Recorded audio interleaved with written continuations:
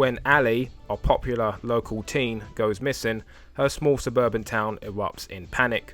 Mr. Gibb, a geeky teacher with a known obsession with Ali, becomes the main suspect when it is revealed that he was the last person to see her.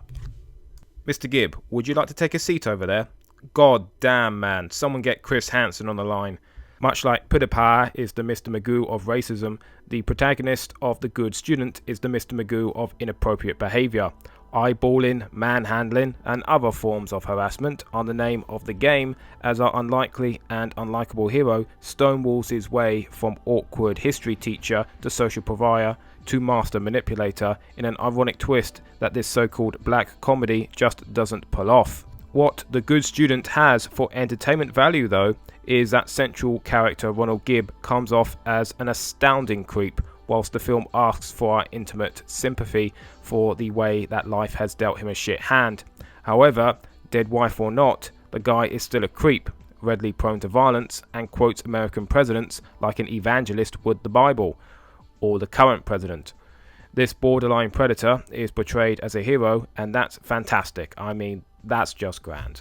The Good Student had some genuine merit to it, such as its engaging kidnapping plot and committed cast, but the central premise is so wrong, and the unfolding of events so insane, that the tonal shifts could simply not undergo as smoothly as the filmmakers would have wanted them to, which leaves the film to having a lot of what the fuck about it, and as a result, The Good Student is exactly the kind of film that made me want to start this series off in the first place. In conclusion, The Good Student, as a quirky comedy, wildly misfires and has moments that will have you questioning what you have just seen. It's an oddity that is free on YouTube, by the way, and I think is good for at least one watching. A mild-mannered secretary, looking for her knight in shining armour, finds out that she has a talent for murder as she ascends the corporate ladder. But when her knight in shining armour does enter her life, it's in the form of a homicide detective. Miss Nobody is another romantic comedy with Gallows humour shoehorned in for the lulz. In the first opening minutes, we have domestic violence played for laughs and a coming-of-age montage which sets our protagonist up as a serial killer waiting for her trigger. And her trigger just so happens to be the arsehole executives of the big pharma company she works for.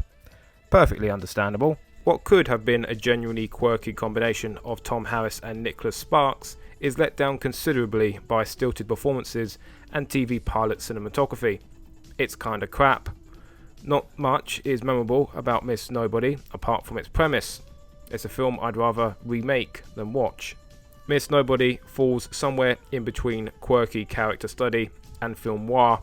It's a mess to be sure, but it does have some interesting elements and some effort is on display here. But the tone is erratic, the acting is all over the place, and either down to performance or writing, our protagonist is just not that charismatic enough of a person to be either engaging or sympathetic. It's a mildly entertaining film that is worth one watch and nothing more. In 1998, an auction of the estate of the Duke and Duchess of Windsor causes great excitement. For one woman, Wally Winthrop, it has more meaning. This is fucking Charlie and Chocolate Factory. Wally becomes obsessed. Wally becomes obsessed by their historic love story. As she learns more about the sacrifices involved, Wally gains her own courage to find happiness. Oh fuck, where to start with this one? I do not know what Madonna saw, or should I say did not see, in an aristocratic love affair between two Nazi sympathisers, but here we are with W.E. from 2011, one of the most insipid and surface level biopics I have ever seen. There is no real weight to any of this film's drama, and nothing feels truly consequential or historic.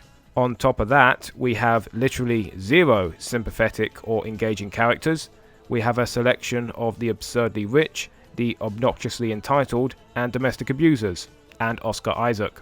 And Oscar Isaac alone was not enough to make this film tolerable. Whether it was Sex Pistols playing over the decadent rich cunts getting high, or the Oliver Twist depictions of the working class, the screenplay reveals constantly how it has cherry-picked from a complicated and somewhat scandalous period within British history in order to rework it, awkwardly, into a red lipstick feminist fable.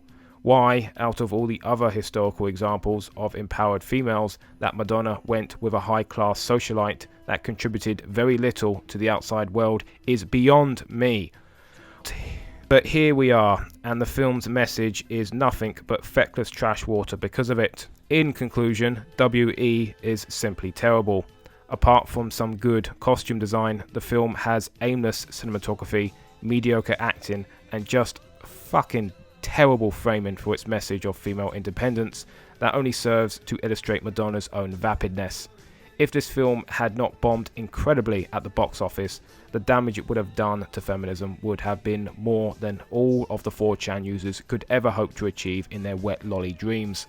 Terrible fucking movie. Just stay well clear. Okay, to sum up, The Good Student should rather be called The Good Nonce, and is wildly psychotronic for trying to portray an outright creep as a folk hero. Miss Nobody is a serviceable black comedy that underwhelms in too many areas, and WE feels like it was directed by a Red Pillar's strawman interpretation of a feminist, because it fucking was.